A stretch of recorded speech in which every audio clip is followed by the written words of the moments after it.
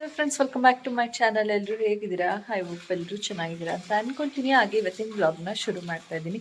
ಎಲ್ರಿಗೂ ಶ್ರೀರಾಮನವಮಿ ಹಬ್ಬದ ಹಾರ್ದಿಕ ಶುಭಾಶಯಗಳು. ಸೊ ಇವತ್ತಾಗಲೇ ಮಾರ್ನಿಂಗ್ ಟೈಮ್ ಒಂದು 11:30 ಆಗಿದೆ. ನಂದು ಇವತ್ತು ಶುಕ್ರವಾರದ ಪೂಜೆ ಎಲ್ಲ ಮುಗಿಸಿದ್ದೀನಿ. ಇವತ್ತು ಶುಕ್ರವಾರ ನಾನು 3ನೇ ವಾರದ್ದು ಸಾಳು ದೀಪ ಹಚ್ಚಿದ್ದೀನಿ. ಸೊ ಪೂಜೆ ಎಲ್ಲ ಮುಗಿಸ್ಬಿಟ್ಟು ಇವಾಗ ನಾನು ಹಸ್ಬೆಂಡ್ ದೇವಸ್ಥಾನಕ್ಕೆ ಹೋಗೋಣ ಅಂತ ಅಂದ್ಬಿಟ್ಟು ಹೊರಡ್ತಾ ಇದ್ವಿ. ಹಾಗೆ ಫ್ರೆಂಡ್ಸ್ ನೋಡಿದ್ರಲ್ಲ, ಹಾಗೆ ಇದ್ರ ಜೊತೆಗೆ ಇನ್ನೊಂದು ವಿಶೇಷ ಏನಂತ ಹೇಳಿದರೆ, ಇವತ್ತು ಆ್ಯಕ್ಚುಲಿ ನನ್ನ ಬರ್ಡೇ ಇದೆ.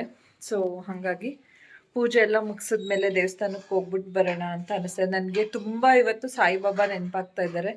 ಸಾಯಿಬಾಬಾ ದೇವಸ್ಥಾನಕ್ಕೆ ಹೋಗಬೇಕು ಮತ್ತು ಬಾಬಾ ಮುಂದೆ ಸ್ವಲ್ಪ ಹೊತ್ತು ಕುತ್ಕೊಂಡು ಬರಬೇಕು ಅಂತ ನನಗೆ ಫೀಲ್ ಆಗ್ತಾ ಇದೆ. ಅಂದರೆ ಒಂದು ಸ್ವಲ್ಪ ಹೊತ್ತು ಕುತ್ಕೊಂಡು ಬರೋದು ಅಂತ ಅಂದರೆ ನನಗೆ ಬಾಬಾ ಜೊತೆ ಸ್ವಲ್ಪ ಹೊತ್ತು ಮಾತಾಡೋದು. ನನಗೆ ಅಲ್ಲಿ ಸುಮಾರು ಹೊತ್ತು ಒಂದು 1/4 ಗಂಟೆ 20 ನಿಮಿಷ ಕುತ್ಕೊಂಡು ಬಾಬಾ ಐಡಲ್ನ ನೋಡ್ತಾ ಮನಸ್ಸಲ್ಲಿ ಇರೋ ಮಾತುಗಳನ್ನ ಬಾಬಾ ಜೊತೆ ಶೇರ್ ಮಾಡಿಕೊಂಡ್ರೆ ನನಗೇನೋ ಒಂಥರ ಸಮಾಧಾನ ಸಿಗುತ್ತೆ. ಸೊ ಹಂಗಾಗಿ ಇವತ್ತು ನನಗೆ ಅಲ್ಲಿಗೆ ಹೋಗ್ಬೇಕಂತ ಅನ್ನಿಸ್ತಾ ಇದೆ.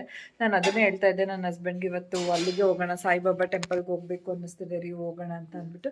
ಸೊ ಅವ್ರು ರೆಡಿ ಆಗು ಅಂತ ಹೇಳಿದ್ರು. ಇವಾಗ ನಾನು ಕೂಡ ರೆಡಿ ಆಗಿದ್ದೀನಿ. ಹಂಗಾಗಿ ಇವಾಗ ಹೋಗೋಣ ಅಂತ ಅಂದ್ಬಿಟ್ಟು ಹೊರಡ್ತಾ ಇದ್ವಿ. ಇವಾಗ ನಾವು ಮೊದಲು ಮನೆ ಹತ್ರ ಇದ್ದಿದ್ದು ಗಣಪತಿ ದೇವಸ್ಥಾನಕ್ಕೆ ಬಂದ್ವಿ. ದೇವಸ್ಥಾನದಲ್ಲಿ ಅಂದರೆ ಆ್ಯಕ್ಚುಲಿ ದೇವಸ್ಥಾನ ಇಲ್ಲಿ ಕ್ಲೋಸ್ ಆಗಿತ್ತು. ಹಾಗೆ ದರ್ಶನ ಮಾಡಿಕೊಂಡು ನಾನು ಹೇಳ್ದಾಗೆ ಸಾಯಿಬಾಬಾ ದೇವಸ್ಥಾನದ ಹತ್ರ ಹೋಗೋಣ ಅಂತ ಅಂದ್ಬಿಟ್ಟು ಹೋಗ್ತಾ ಇದ್ವಿ. ಆಗಲೇ ನಾವು ಹೋಗೋ ಅಷ್ಟರಲ್ಲಿ ಟೈಮ್ ಒಂದು 11:30 11:45 ಆ ಥರ ಆಗಿತ್ತು. ಅಷ್ಟರಲ್ಲೇ ನೋಡಿ, ಇವಾಗ ಬೇಸಿಗೆ ಆಗಿರೋದ್ರಿಂದ ಸ್ವಲ್ಪ ಬಿಸಿಲು ಜಾಸ್ತಿನೇ ಆಗಿದೆ. ನೋಡ್ತಾ ಇರ್ಬೋದು, ಒಂದು 12 ಗಂಟೆ ಆಗೋಷ್ಟರಲ್ಲೇ ಯಪ್ಪ ಸಾಕಾಗ್ಬಿಡುತ್ತೆ, ಹೊರಗಡೆ ಹೋಗಿ ಬರೋಷ್ಟರಲ್ಲಿ ಹಂಗಂತ ಅನ್ನಿಸ್ತಿರುತ್ತೆ. ಬಟ್ ಸಾಯಿಬಾಬಾ ಟೆಂಪಲ್ ಆ ಥರ ಏನು ಕ್ಲೋಸ್ ಆಗಿ ಏನಿರಲ್ಲ, ಯಾವಾಗಲೂ ತೆಗ್ದಿರುತ್ತೆ. ವಿಶೇಷ ಪೂಜೆ ಆದಾಗ ಪೂಜೆಗಳು ನಡೀತಿರುತ್ತೆ ಅಷ್ಟೇ. ಬಟ್ ದೇವಸ್ಥಾನ ಅಂತೂ ಯಾವಾಗಲೂ ಓಪನ್ ಇರುತ್ತೆ. ಇವಾಗ ನಾನು ಹಸ್ಬೆಂಡ್ ಇಲ್ಲಿ ಸಾಯಿಬಾಬಾ ಟೆಂಪಲ್ಗೆ ಬಂದಿದ್ವಿ. ಬಟ್ ಇಲ್ಲಿ ದೇವಸ್ಥಾನದಲ್ಲಿ ಗುರುವಾರನೇ ರಾಮನವಮಿ ಸೆಲೆಬ್ರೇಟ್ ಮಾಡಿಬಿಟ್ಟಿದ್ದಾರೆ. ಸ್ವಲ್ಪ ಜನ ಗುರುವಾರ ಸೆಲೆಬ್ರೇಟ್ ಮಾಡಿದ್ದಾರೆ, ಹಾಗೆ ಇನ್ನೂ ಸ್ವಲ್ಪ ಜನ ಶುಕ್ರವಾರ ಸೆಲೆಬ್ರೇಟ್ ಮಾಡಿದ್ದಾರೆ. ನಾವೆಲ್ಲರೂ ಶುಕ್ರವಾರ ಅಂತ ಅಂದ್ಕೊಂಡು ಶುಕ್ರವಾರ ಸೆಲೆಬ್ರೇಟ್ ಮಾಡಿದ್ವಿ. ಒಂಥರ ಚೆನ್ನಾಗಿತ್ತು. ದೇವಸ್ಥಾನಕ್ಕೆ ಹೋಗಿ ಸುಮಾರು ಹೊತ್ತು ನಾನು ಹೇಳ್ದಾಗೆ ಬಾಬಾ ಜೊತೆ ಇವತ್ತು ಒಂಥರ ಮಾತಾಡಬೇಕು ಅಂತ ಫೀಲ್ ಆಗ್ತಿದೆ ಅಂತ ಅಂದ್ಬಿಟ್ಟು ಸುಮಾರು ಹೊತ್ತು ಬಾಬಾ ಟೆಂಪಲಲ್ಲಿ ಕೂತಿದ್ದು.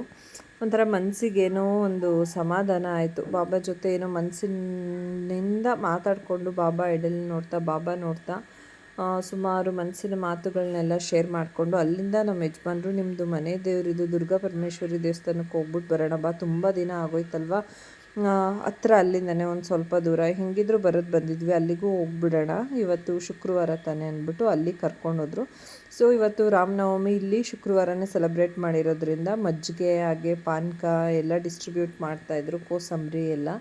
ಸೊ ಹೇಗಿದ್ರು ನಾನು ಹೇಳ್ದಂಗೆ ಇವತ್ತು ಸಿಕ್ಕಾಬಟ್ಟೆ ಬಿಸಿಲು, ತಡೆಗಿಲಿಕ್ಕೆ ಆಗ್ತಾಯಿರಲಿಲ್ಲ. ಯಪ್ಪ ಸಖತ್ ಬಿಸಿಲು ಅಂತ ಹೇಳಿದ್ದೆ ನಿಮಗೆ. ಸೊ ಹೆಂಗೋ ಪಾನಕ ಮಜ್ಜಿಗೆ ಎಲ್ಲ ಸಿಕ್ತು, ದೇವ್ರ ಪ್ರಸಾದ. ಸೊ ಅದನ್ನು ಸೇವಿಸ್ಕೊಂಡು ಸ್ವಲ್ಪ ಹೊತ್ತು ದೇವಸ್ಥಾನದ ಹತ್ರ ಇದ್ಬಿಟ್ಟು ಅಲ್ಲಿಂದ ಹೊರಡೋಣ ಅಂತ ಅಂದ್ಬಿಟ್ಟು ಹೊರಡೋದಕ್ಕೆ ರೆಡಿ ಆಗಿದ್ವಿ. ನೋಡ್ತಾ ಇದ್ದೀರಲ್ಲ, ದೇವಸ್ಥಾನದಲ್ಲಿ ಇವತ್ತು ವಿಶೇಷ ಪೂಜೆ ಅಂತ ಅಂದರೆ ಅದೇ, ಇವತ್ತು ರಾಮನವಮಿ ಆಗಿದ್ದರಿಂದ ತುಂಬ ಚೆನ್ನಾಗಿ ಅನ್ನಿಸ್ತು. ಅಲ್ಲೂ ನಾನು ಹೇಳ್ದಾಗೆ ಮಜ್ಜಿಗೆ ಪಾನಕ ಎಲ್ಲ ಕುಡ್ಕೊಂಡು ಅಲ್ಲಿಂದ ಹೊಟ್ಟೆ ಅಂತೂ ಫುಲ್ ಓಡಾಯಿತು. ಅಲ್ಲಿಂದ ಮನೆಗೆ ಬಂದ್ವಿ. ಸ್ವಲ್ಪ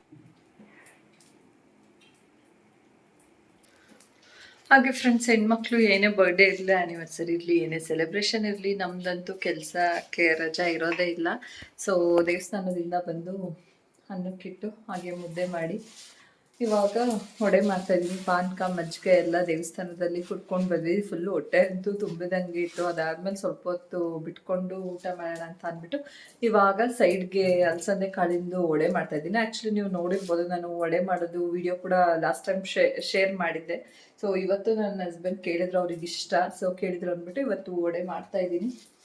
ಹಾಗೆ ಇವತ್ತು ಹಬ್ಬ ಕೂಡ ಇದೆ ಅಲ್ವಾ, ಸೊ ಹೆಂಗೋ ಅದನ್ನು ಹಬ್ಬಕ್ಕೂ ಮಾಡ್ದಾಗುತ್ತೆ. ಹಾಗೆ ಸ್ವೀಟ್ ಏನಾದರೂ ಮಾಡಬೇಕು. ಆ್ಯಕ್ಚುಲಿ ಸ್ವೀಟ್ ಏನು ಮಾಡೋಣ ಅಂತ, ಪಾಯಸ ಏನಾದರೂ ಹತ್ರ ಮಾಡೋಣ ಅಂತ ಅಂದ್ಕೊಳ್ತಾ ಇದ್ದೆ. ಸೊ ಪಾಯಸ ಏನು ಮಾಡ್ತಾ ಇಲ್ಲ ಇವತ್ತು, ಗಿಣ್ಣೆ ಮಾಡ್ಕೊಬಿಡೋಣ ಅಂತ ಅಂದ್ಕೊಂಡಿದ್ದೀನಿ. ಯಾಕಂದರೆ ಅದು ಸಕ್ಕೆ ಗಿಣ್ಣದು ಇದು ಸ್ವಲ್ಪ ಇಟ್ಕೊಂಡಿದ್ದೀನಿ. ಹಾಲು ಚಿಂಟುಗೂ ಸಖತ್ ಇಷ್ಟ, ಅವಳು ಕೇಳ್ತಾ ಇದ್ಲು, ಅವಳಿಗೆ ಅಂತ ಎತ್ತಿಟ್ಟಿದ್ದು ನಾನು ತಿನ್ಕೊಬಿಟ್ಟಿದ್ದೆ. ಸೊ ಹಂಗಾಗಿ ಮಾಡಿ ಮಮ್ಮಿ ಅಂತ ಕೇಳ್ತಾ ಇದ್ಲಿ, ಇವಾಗ ಮಾಡಬೇಕು.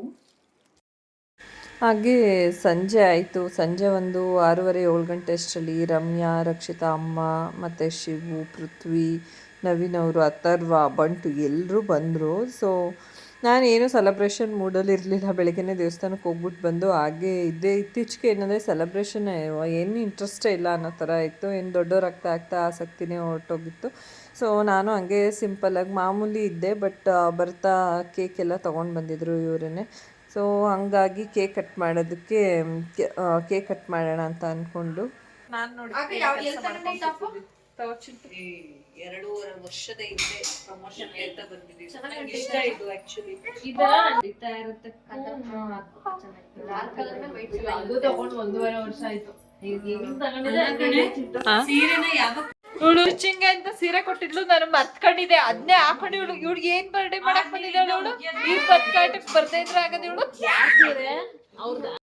ಹಾಗೆ ಫ್ರೆಂಡ್ಸ್. ನಾನು ಈವ್ನಿಂಗ್ ಗಿನ್ ಮಾಡ್ತೀನಿ ಅಂತ ಹೇಳಿದ್ದೆ ಬರ್ಡೇಗೆ ಅಂತ ಅಂದ್ಬಿಟ್ಟು. ಬಟ್ ನಮ್ಮ ಯಜಮಾನ್ರು ನೋಡಿ ನಾನು ಗಿನ್ ಮಾಡೋಕ್ಕಾಗಲಿಲ್ಲ. ಮನೇಲಿ ಏನಾರು ಸ್ವೀಟ್ ಮಾಡಲೇಬೇಕು ಅಂತ ಹೇಳ್ಬಿಟ್ಟು ನನಗೋಸ್ಕರ ತುಪ್ಪ ಎಲ್ಲ ಹಾಕಿ ಕೇಸರಿ ಬಾತ್ ಮಾಡಿದರು. ತುಂಬಾ ಚೆನ್ನಾಗಿತ್ತು. ಸೊ ತುಂಬ ಖುಷಿಯಾಯಿತು ಅವ್ರು ನನಗೋಸ್ಕರ ಸ್ವೀಟ್ ಮಾಡಿದ್ದು. ಇವತ್ತು ಏನೇ ಆಗಿರ್ಬೋದು, ಒಂದು ಸಣ್ಣ ಅಂದರೆ ನನ್ನನ್ನು ಖುಷಿಯಾಗಿಡ್ಬೇಕು ಅಂತ ಅಂದ್ಬಿಟ್ಟು ಸಣ್ಣ ಪುಟ್ಟ ನನಗೆ ಇವತ್ತು ಕೆಲಸದಲ್ಲಿ ಮತ್ತು ನನಗೋಸ್ಕರ ಸ್ಪೆಷಲ್ ಕೇರ್ ತೊಗೊಂಡು ಒಂದು ಸ್ವೀಟ್ ಎಲ್ಲ ಮಾಡಿದ್ದಾರೆ ನನ್ನ ಗಂಡ. ಸೊ ಖುಷಿಯಾಯಿತು. ಹಾಗೆ ರಮ್ಯಾ ಅವರು ಬರ್ತಾ ನನಗೆ ರಮ್ಯಾ ಗಿಫ್ಟ್ ಅಂತೇಳಿ ಡ್ರೆಸ್ ತೊಗೊಂಡು ಬಂದಿದ್ಲು. ಚೆನ್ನಾಗಿದೆ, ಡ್ರೆಸ್ ಕೂಡ ತುಂಬ ಇಷ್ಟ ಆಯಿತು. ಹಾಗೆ ಶಿವು, ರಕ್ಷಿತಾ ಅವ್ರು ಕೇಕ್ ಎಲ್ಲ ತೊಗೊಂಡು ಬಂದಿದ್ದರು. ತುಂಬ ಖುಷಿಯಾಯಿತು. ಎಲ್ಲರೂ ಬಂದು ನನಗೆ ಕೇಕ್ ಕಟ್ ಮಾಡಿಸಿದ್ದು. ಆ್ಯಕ್ಚುಲಿ ಏನಂದರೆ ನನಗೆ ನಾನು ಹೇಳ್ದಾಗೆ ಯಾವುದೂ ಇಂಟ್ರೆಸ್ಟ್ ಇರಲಿಲ್ಲ. ಸೆಲೆಬ್ರೇಟ್ ಮಾಡ್ಕೋಬೇಕು ನಾನು ಅಂತ ಆಸಕ್ತಿನೇ ಇರಲಿಲ್ಲ. ಸೊ ಹಾಗಾಗಿ ಮಾಮೂಲಿ ನಾನು ಬೆಳಿಗ್ಗೆ ದೇವಸ್ಥಾನಕ್ಕೆಲ್ಲ ನಾನು ನನ್ನ ಹಸ್ಬೆಂಡ್ ಎಲ್ಲ ಹೋಗಿ ಬಂದಿರೋದು ಆಲ್ರೆಡಿ ನಿಮ್ಮ ಜೊತೆ ಶೇರ್ ಮಾಡ್ಕೊಂಡಿದ್ದೀನಿ. ಸೊ ಹಂಗಾಗಿ ನಾನು ಕಾಮಾಗಿದ್ದೆ. ಡ್ರೆಸ್ಸೂ ಮತ್ತೆ ನನಗೆ ಹಾಕೊಳ್ಳೋ ಇಂಟ್ರೆಸ್ಟ್ ಇರಲಿಲ್ಲ.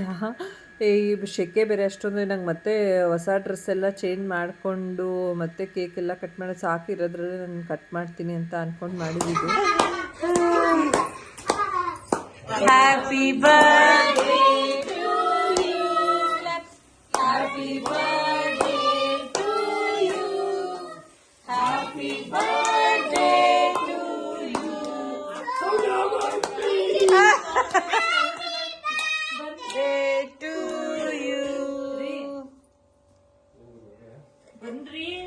ಬುಡಮ್ಮ ಈಗ ಬುಡಮ್ಮ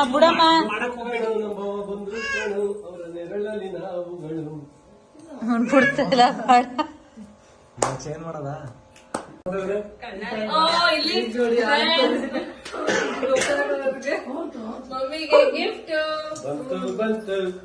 ಗಿಫ್ಟ್ ಬಂತು.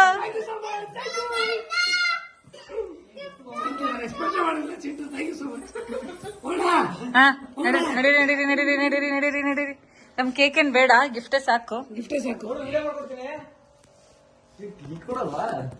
ಕೊಟ್ಟೈತಲ್ಲ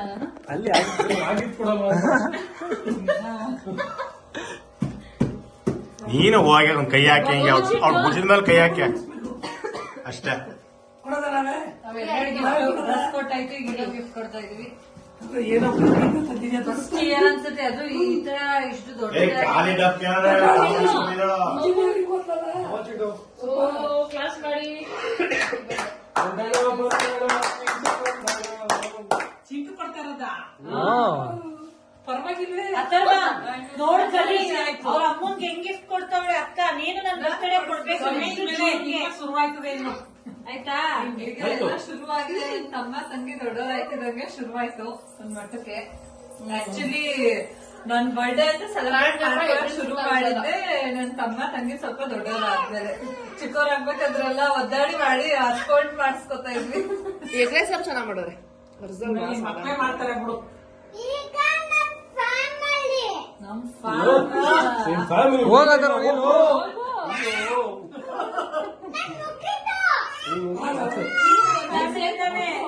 ನಮ್ ಫ್ಯಾಮಿಲಿ ಇನ್ನೊಂದಿದೆ ಬಾ.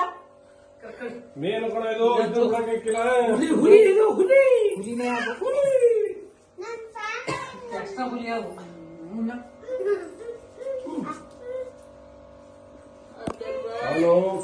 ಯಾರ್ದೋ ಕೈ ಕೆಳಗ ತಿನ್ನಕ್ ಇಷ್ಟ ಇಲ್ಲ.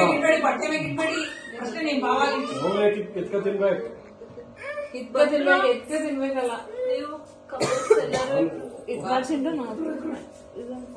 ಹೋಗಿ ನೀವು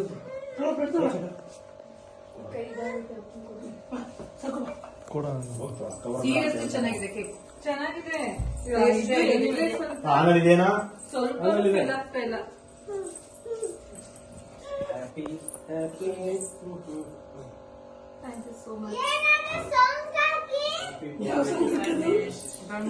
ನೀನೇ ಹಾಡು ಹೇಳ್ಬಿಡು, ನೀನೇ ಹಾಡು ಹೇಳ್ಬಿಡು.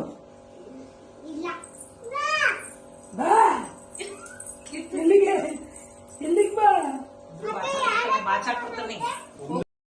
ಎಲ್ಲರೂ ಕೇಕ್ ಕಟ್ ಮಾಡಿದ್ದಾಯಿತು. ನಾನು ಒಳಗಡೆ ಮೊಸರನ್ನ ಮಾಡ್ತಾಯಿದ್ದೆ. ರಮ್ಯಾ ಹೊರಗಡೆ ರೀಲ್ಸ್ ಅಗೇನ್ ಅವರು ರೀಲ್ಸ್ ಮಾಡ್ತಾಯಿದ್ರು ಏನಾದರೂ ಮೊಸರನ್ನ ರೆಡಿ ಆಗೋವರೆಗೆ ಅಂತ ಅಂದ್ಬಿಟ್ಟು. ನಾನು ಅಂದರೆ ಸಡನ್ನಾಗಿ ಏನು ಮಾಡೋ ಪ್ಲ್ಯಾನ್ ಇರಲಿಲ್ಲ ಇವತ್ತು. ಆ್ಯಕ್ಚುಲಿ ನಾನು ಮಧ್ಯಾಹ್ನ ಜಾಸ್ತಿ ವಡೆ ಅಂತ ನಾವು ಏನು ಮಾಡ್ಕೊಂಡಿರಲಿಲ್ಲ. ಬರೀ ಒಂದೇ ಒಂದು ಗ್ಲಾಸ್ ನಮಗೆ ಮನೆ ಅಳತೆಗೆ ಅಂತ ಮಾಡ್ಕೊಂಡಿದ್ದು.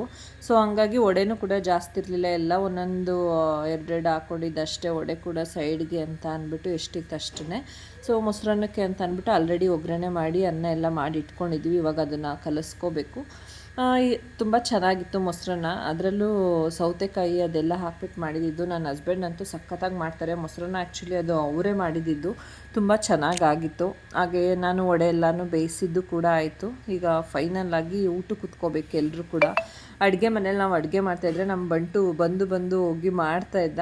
ಒಂಥರ ಚೆನ್ನಾಗಿತ್ತು. ಎಲ್ಲರೂ ಬಂದು ನನಗೆ ಸರ್ಪ್ರೈಸ್ ಕೊಟ್ಟರು. ಅದೊಂಥರ ಖುಷಿ ಆಯಿತು. ಏನಕ್ಕಂದರೆ ನಾನು ಹೇಳ್ದಾಗೇ ಯಾವುದೇ ರೀತಿ ನಾವು ಪ್ಲ್ಯಾನ್ ಮಾಡ್ಕೊಂಡಿರಲಿಲ್ಲ. ಇದೆಲ್ಲ ಒಂಥರ ಸಡನ್ ಸರ್ಪ್ರೈಸ್ ಆಗಿದ್ದರಿಂದ ಅಡುಗೆ ಏನು ಮಾಡೋದು ಅಂತ ನನಗೂ ಸಡನ್ನಾಗಿ ಗೊತ್ತಾಗಲಿಲ್ಲ. ಆಲ್ರೆಡಿ ಟೈಮ್ ಆಗಿಬಿಟ್ಟಿದ್ದರಿಂದ ಮೊಸರನ್ನ ಕೂಡ ಮಾಡಿಕೊಡ್ವಿ. ಒಂಥರ ಖುಷಿಯಾಗಿತ್ತು. ಅದರಲ್ಲೇ ಎಲ್ಲರೂ ಖುಷಿಪಟ್ವಿ. ಹಾಗೆ ಫ್ರೆಂಡ್ಸ್, ಈ ಒಂದು ವ್ಲಾಗ್ ನಿಮಗೆ ಇಷ್ಟ ಆಗಿದೆ ಅಂತ ಅಂದ್ಕೊಳ್ತೀನಿ. ಈ ಒಂದು ಪುಟ್ಟು ವ್ಲಾಗ್ ನಿಮಗೆ ಇಷ್ಟ ಆಗಿದರೆ ದಯವಿಟ್ಟು ಲೈಕ್ ಮಾಡೋದನ್ನು ಮರಿಬೇಡಿ.